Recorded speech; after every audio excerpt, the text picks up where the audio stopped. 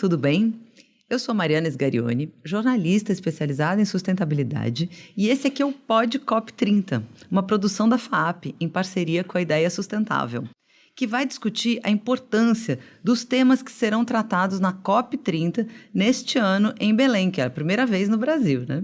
Então, vão ser 20 episódios em que nós vamos trazer aqui os mais renomados especialistas do Brasil, para contar um pouco o que está sendo tratado lá. Eu já vou pedir, desde já, para você deixar aqui a sua curtida e se inscrever no nosso canal para receber todas as notificações dos próximos episódios, que vem muita coisa boa por aí. Bom, junto comigo aqui na bancada de entrevistadores está o Ricardo Voltolini, que também é jornalista, fundador da Ideia Sustentável e professor da FAAP, além de ser um dos pioneiros na sustentabilidade no Brasil. Ricardo, tudo bem? Tudo ótimo, Mariana. E vamos lá. Hoje nós vamos falar sobre como podemos criar no Brasil uma cultura de respeito à biodiversidade. E a nossa entrevistada é a Mariana Schukowski. Tudo bem, Mariana? Tudo ótimo, Mariana. E você? Tudo ótimo.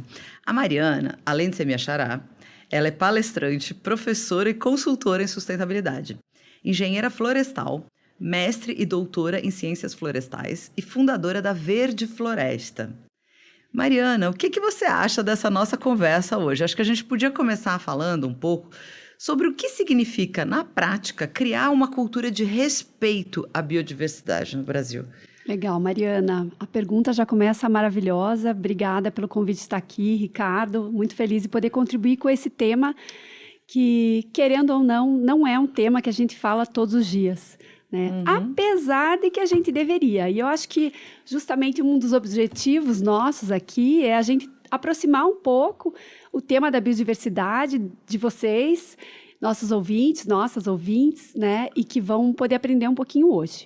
Eu sempre tento levar os temas de uma maneira mais simples possível. E eu sei que biodiversidade já de cara já dá um susto, então, por favor, continue com a gente, vai ser tranquilo, vai ser fácil, vai ser didático. O nome já é grande, né, O nome Mari? já é grande. A gente já começa com um nomão, né? Então, assim, a biodiversidade, eu acho que antes da gente falar como podemos criar a cultura, vou falar um pouquinho sobre o que é biodiversidade e trazer uma espécie de conceito, como eu disse, nada complexo, apenas para a gente poder sair da mesma página, né? Então, quando a gente pensa em biodiversidade, naturalmente a gente já imagina os macaquinhos na floresta, os tucanos, as araras azuis, né? As árvores, todos os indivíduos, né? Todas as espécies. Mas a gente esquece que a biodiversidade é muito mais do que as espécies em si. Quando a gente fala de biodiversidade, a gente está falando, na verdade, de um conceito que é extremamente amplo, abrangente e que envolve não só as espécies, mas também toda essa relação entre as espécies. Tá, e para facilitar, que tipo de relações a gente está falando? Então, a gente está falando nas relações de dependência, né, de todos os animais, todos os vegetais que, de alguma forma, dependem um do outro, né, não só pela questão da cadeia alimentar, mas uma dependência que vai muito além da cadeia alimentar, né, da questão dos alimentos, mas sim de uma dependência em que juntos, essas espécies todas, elas são capazes de criar uma teia, que é quase uma relação invisível, uma teia invisível de interconexão, em que uma depende das outras, né? E a gente, no meio dessa teia, ou no cantinho, ou em qualquer lugar dessa teia, a gente, como pessoas, a gente também depende. E aí vale lembrar que nós, seres humanos, somos apenas uma das prováveis quase 9 bilhões de espécies no planeta. Estou falando de 9 bilhões. A gente é só uma espécie. Então, é óbvio que nossa vida depende de todas as outras, né? 8.999 prováveis espécies. E aqui eu estou falando de animais, estou falando de vegetais, de plantas, né? De plantas, macroplantas, grandes plantas, né? Árvores, arbustos, pequenas plantas, estou falando de, né, micro-organismos, fungos, bactérias, tudo isso numa inter-relação, quase como uma dança. Mas talvez sejamos a espécie que gera o maior desequilíbrio, provoca o maior desequilíbrio, né? Olhando a partir do aspecto do impacto negativo, né? O ser humano desequilibra este ecossistema, né? Exatamente. Então, de novo, né, nos colocando, né, não é para diminuir de forma alguma a nossa importância, mas nos colocando, como parte integrante da biodiversidade, a gente percebe que todo impacto negativo que a gente gera é muito mais do que a gente poderia, né? Ultrapassa as capacidades. E aí, pensando em capacidades, né? A gente sabe, né, que o planeta Terra é um só, né? E que nós, como seres humanos, a partir das nossas escolhas de compra, a partir das nossas escolhas de como produzimos, de como nos transportamos, de como nos alimentamos, e quando eu estou falando como nos alimentamos, não estou falando de só nós, pessoas, indivíduos, mas estou falando também nós, como empresas, como instituições, como organizações. Então, todas essas escolhas que a gente faz, né, ela ultrapassa a capacidade da Terra nos atender, né? Então, talvez nossos ouvintes já tenham escutado, né, a palavra, o termo pegada ecológica, e ela retrata muito dessa relação que a nossa vida e as nossas dependências, ou seja, tudo aquilo que a gente depende para viver, para existir, para fazer negócio, para comer, depende da natureza. E a gente está ultrapassando. Se a gente está falando de um planeta só, e hoje a gente está dependendo de 1,7 planeta, quer dizer, já extrapolando um pouquinho mais, não tem como, essa conta não fecha, essa matemática simplesmente não fecha. E aí a gente volta para a pergunta inicial, né, Mariana e Ricardo, e como é que a gente pode criar essa cultura, né, de respeito, de valorização da biodiversidade, já que a gente depende tanto dela, né? Eu acho que... Pode ir. Falamos Pode juntos. Fique à vontade, Mariana. Na verdade, o que eu fico pensando é o seguinte: quando a gente fala em biodiversidade, aquilo que a sua primeira frase, a gente pensa nas araras azuis, a gente pensa no mico-leão dourado, mas as pessoas que vivem nos centros urbanos, elas não conseguem entender diretamente a dependência delas da biodiversidade, o quanto elas fazem parte dessa teia, como você acabou de explicar, e a dependência e o respeito que elas precisam ter. E aí nós não estamos falando só do mico-leão dourado, né? Como é que isso acontece na vida urbana e não no meio da floresta amazônica? Nós estamos falando de biodiversidade da minha casa, do meu bairro, da janela da minha casa. Aqui eu queria, antes de você responder, encaixar uma segunda questão que eu acho que você consegue complementar.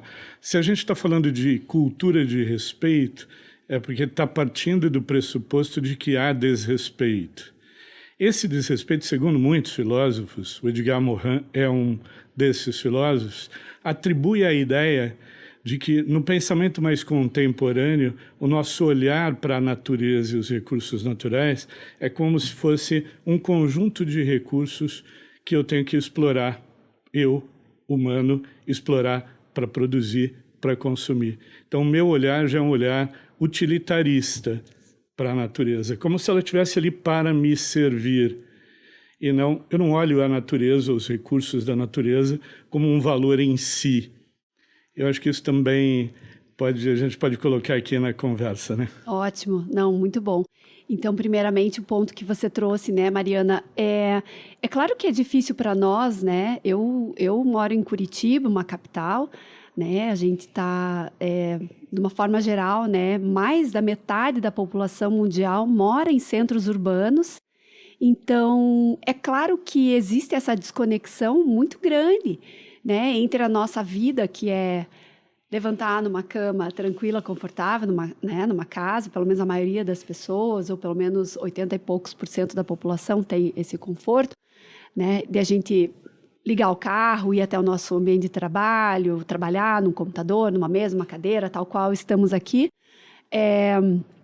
e não se dá conta que existe uma relação tão diária na biodiversidade. A gente não pensa sobre isso, né? Então, uma das coisas que mais ficou ecoando na minha cabeça foi assim, quando a pandemia começou, né, no início de 2020, em março, e aí eu fiquei refletindo muito sobre isso, porque, claro, né, da minha trajetória de vida acadêmica, de estudos, de atuação, né, toda a questão da natureza, a biodiversidade, a floresta, ela está, né, intrínseca todos os dias e é a base pela qual eu discuto o tema da sustentabilidade. Muitas vezes eu parto desse olhar, né? A sustentabilidade como algo que se desencadeia a partir dessas relações, como eu falei da teia, né? E eu fiquei pensando na pandemia sobre o quanto que essa desconexão e a nossa forma utilitarista de ver a natureza e a biodiversidade tinha nessa relação com a pandemia. Na época, logo na primeira semana em que aconteceu o lockdown, eu gravei uns vídeos, né? Eu ia colocar nas redes sociais. Mas eu percebi que as pessoas ainda não estavam prontas para escutar aquilo. E não estavam. Eu mesma não estava pronta para decantar aquilo como uma conclusão, né? E aí, meses depois, né, institutos internacionais de pesquisa concluíram que sim, né, que a pandemia, né, da Covid-19, assim como tantas outras que antecederam, são resultado muito veemente, né, muito forte dessa desconexão e do fato de a gente ultrapassar os limites e a capacidade da natureza em se regenerar, em cuidar dos nossos resíduos, nossos efluentes, das nossas emissões de gases de efeito estufa, né? Então, e aí a gente traz para a lógica de que a gente está nas cidades e que a gente está longe da floresta. E a gente pensa na floresta ou pensa nos oceanos e todos, né, o ecossistema como algo muito... abstrato, né? Abstrato, distante. E até mesmo, muitas vezes, as nossas escolhas no final de semana, de férias, elas nem sequer estão relacionadas em estar nesses lugares, né? Então... Na minha cidade, por exemplo, claro, a gente tem, né, a Curitiba é uma cidade que tem um destaque por ter muitas áreas verdes, né, já de décadas anteriores, por uma gestão que buscou olhar para a natureza como parte de uma solução importante para questões climáticas, questões de adaptação, né, e ainda assim, veja, nós lá em Curitiba, a gente tem uma relação meio distante, porque a maior parte dos finais de semana as pessoas, a grande maioria, passa dentro de shoppings, centros fechados e urbanos. Então, como é que a gente traz isso para a nossa vida, né? E, na maior parte das vezes, quando eu vou para as aulas, e muitas vezes quando eu dou aula é pós-graduação, público ou de cooperativas de todos os setores, saúde, agro, transporte, crédito e empresas, né? E aí quando eu falo sobre essas temáticas, a coisa mais interessante é que as pessoas elas ficam realmente surpresas quando eu começo a dizer que tudo ao nosso redor, tudo, né? E eu falo para as pessoas, apesar do fundo virtual que a gente está usando aqui na nossa janelinha, na nossa plataforma aqui, tudo que está ao teu redor veio da natureza. Tudo da qual a empresa onde você trabalha veio da natureza. E as pessoas, elas não pararam para pensar sobre isso até então. E aí, eu tenho 2 filhos, um filho de 12 anos e uma filha de 9, e sempre que eu converso com eles, né, um pouco eles escutam as minhas aulas, às vezes quando é online, eles ficam ali acompanhando, tal. E quando eu termino a aula, eles vêm e falam assim: "Mas mamãe, é sério que as pessoas adultas não sabem disso?" Né? E, claro, bom, primeiramente, eles são meus filhos, já nasceram dentro dessa bolha. Dessa cultura. Me escutam diariamente falando sobre toda essa discussão, a sustentabilidade, a biodiversidade, a nossa relação com a natureza. Então, para eles é quase inconcebível imaginar que alguém não entenda isso. Mas essa é a lógica. A gente ainda não entendeu. Porque se eu não olho, eu não presto atenção e aquilo não faz parte do meu dia a dia, porque não há o hábito de olhar para essas relações, eu também não consigo enxergar o esgotamento dos recursos naturais, o fato de que isso está crescendo, o fato de que isso no Brasil tem um impacto grande na questão do clima, numa série de dados e fatos que hoje mexem com a nossa vida comum, mexem com o nosso dia a dia. Mas a gente não enxergar essa relação de nexo por falta de hábito, né? Por não olhar atentamente para isso, atrapalha um pouco no entendimento e na valorização. Então, voltando à pergunta inicial, como é que eu posso valorizar o meio ambiente, os recursos naturais, se a minha relação é tão distante tão longínqua e ainda muito fundamentada na ideia do uso, né? De usar. Então, está me parecendo, voltando àquela velha discussão dos nossos antepassados, que há duas maneiras de aprender, uma pela dor, outra pelo amor.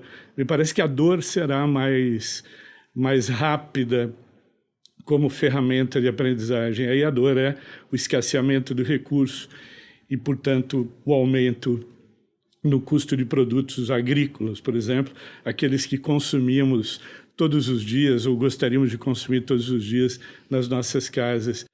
Como é que a gente reverteria isso? É claro que há um movimento hoje de educação nas escolas que não havia na minha época, nas gerações que vieram depois de mim. Hoje, quando você conversa com uma criança de 7º ou 8º ano, de 6º ano, há uma consciência maior, né, do que é a biodiversidade e da importância dela. Mas como que eu levo isso para o conjunto da sociedade? Com certeza. Olha, certamente não é um desafio fácil, não é uma equação fácil, né?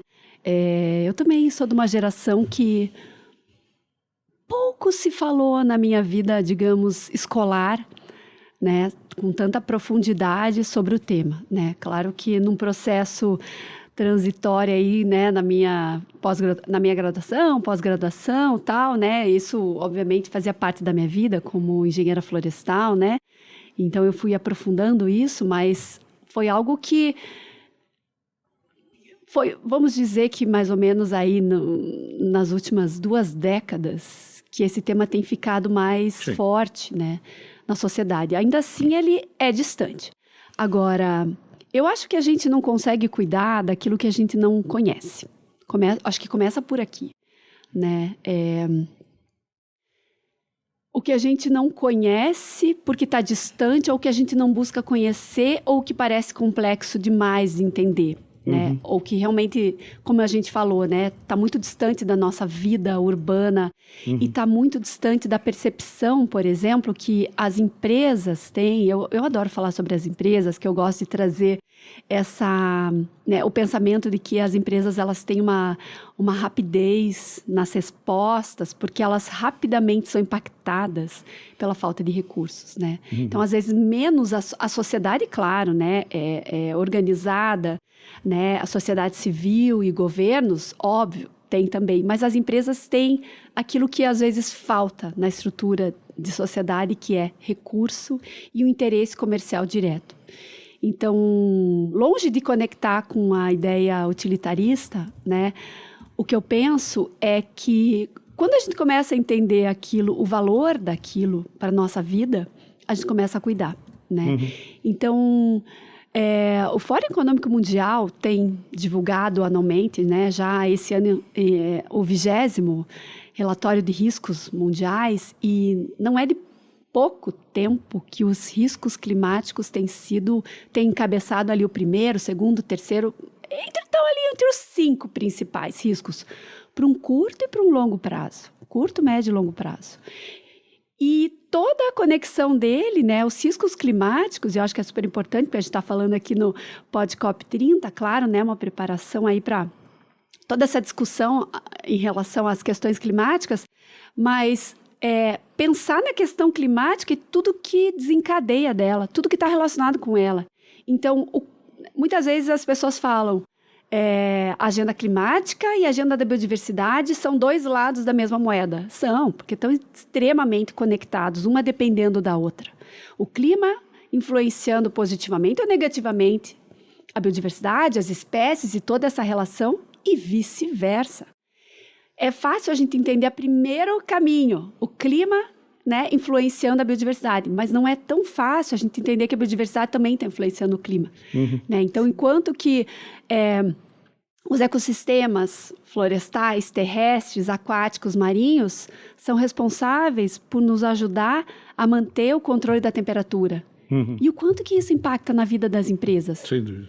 Muito. O quanto que isso impacta na disponibilidade de recursos, o quanto que impacta na disponibilidade de matérias-primas ou na capacidade de logística. Então, a gente, voltando ao tema da pandemia, a gente viu portos no mundo inteiro parados, cadeias produtivas, né? Ou seja, toda a etapa de fornecedores e tudo, né, que muitas vezes as empresas precisam para poder fazer seu negócio acontecer parados, né? Então, como é que a gente faz para que essas empresas entendam que, ok, para além de riscos e oportunidades, que é uma coisa bem utilitarista, Sim. mas a gente entenda um pouco mais essa visão da dependência. Eu gosto muito, né, de falar, eu uso sempre uma abordagem de que a biodiversidade, né, as matérias-primas, recursos naturais, eles estão inseridos dentro de uma visão de capital natural. Né? E é diferente, né? Eu não sou economista, se tiver algum economista nos escutando, né, sabe que recurso é diferente de capital. Recurso você usa, utiliza e pronto. Capital você investe.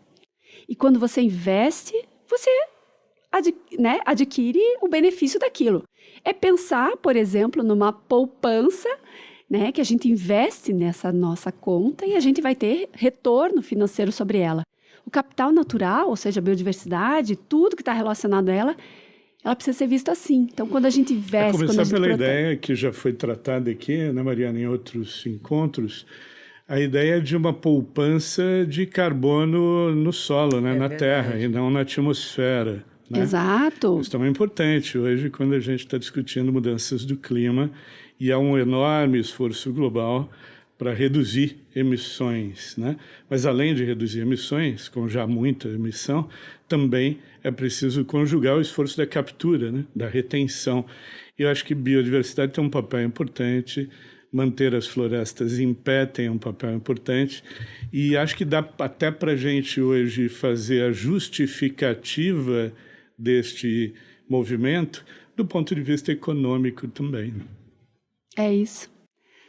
E daí, assim, e amarrando, e daí a importância, né, que tanto você fala, que também nós já falamos aqui em outros episódios, mas eu acho que isso tá muito perto do que estamos falando, de trazer o mundo inteiro para cá, para o Brasil, para conhecer e para chegar em Belém do Pará, chegar na Amazônia. É o que você acabou de falar, a gente não cuida daquilo que a gente não conhece.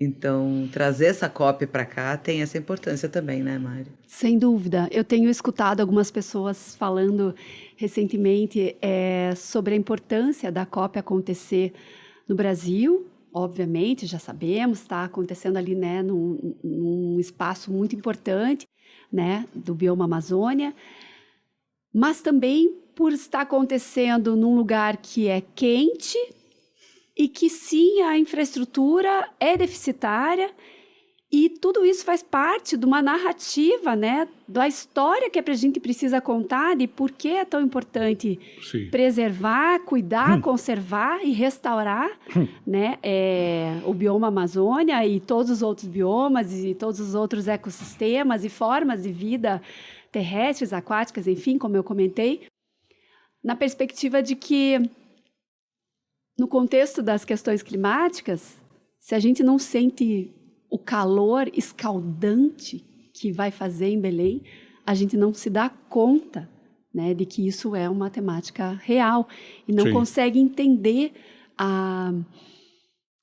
não só a vulnerabilidade, mas a grandiosidade que esse bioma tem. Então, né, se a gente sobrevoa essa região e qualquer estado, né, da Amazônia brasileira e de outros países também, a gente vê, parece aquele mar infinito de árvores, de espécies que se sobressaem, e isso, nossa, bom, pelo menos para mim, né, enche quase... Meu coração transborda em lágrimas de emoção, né, de ver que a gente... é uma parte tão pequenininha disso tudo, né? E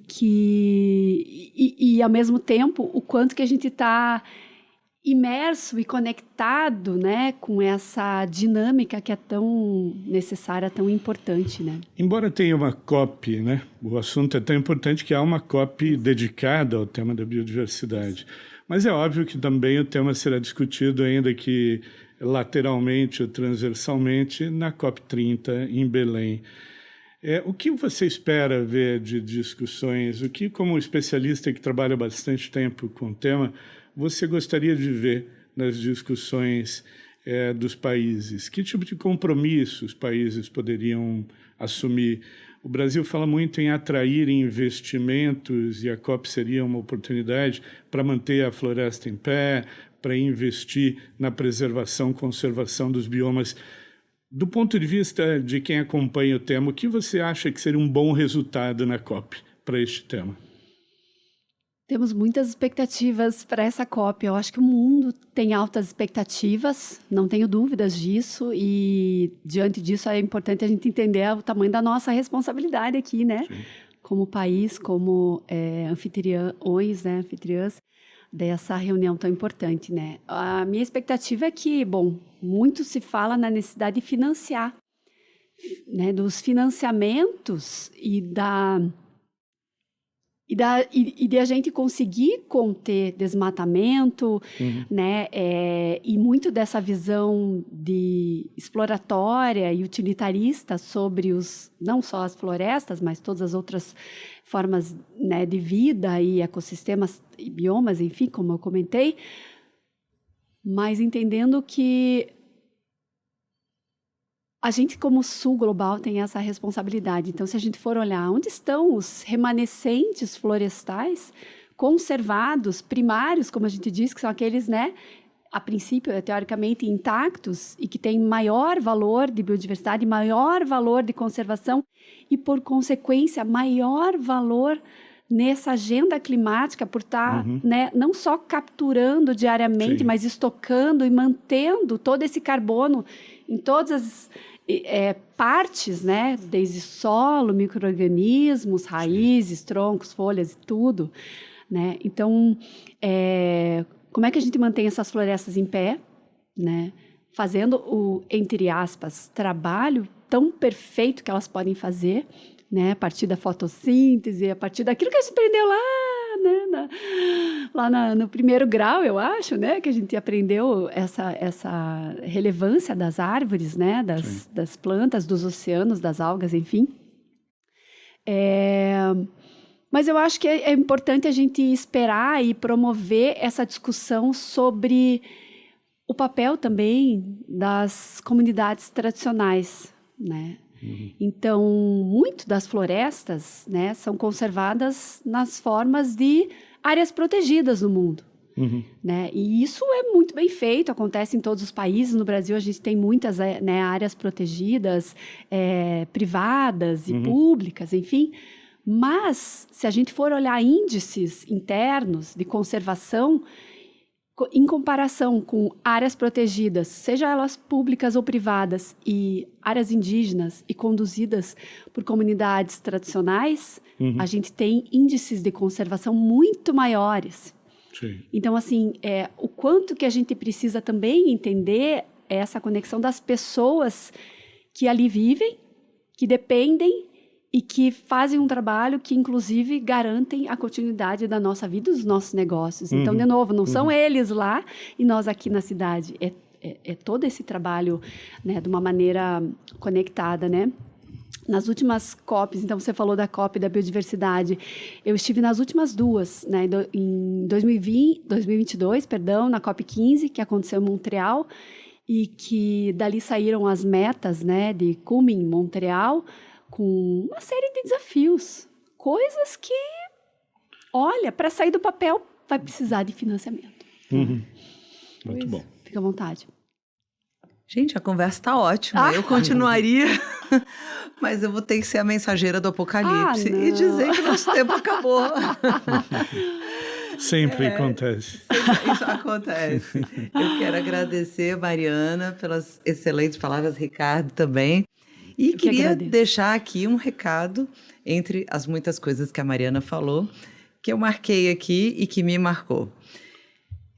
A gente que mora nas cidades pensa nos ecossistemas como algo distante e abstrato, que está longe nas florestas. No fim, não consegue cuidar daquilo que não conhece. É preciso lembrar, porém, que tudo que está ao nosso redor veio da natureza. Nós e os nossos negócios dependemos dela. É isso. Muito obrigada. Fique com a gente nos próximos episódios. Até lá.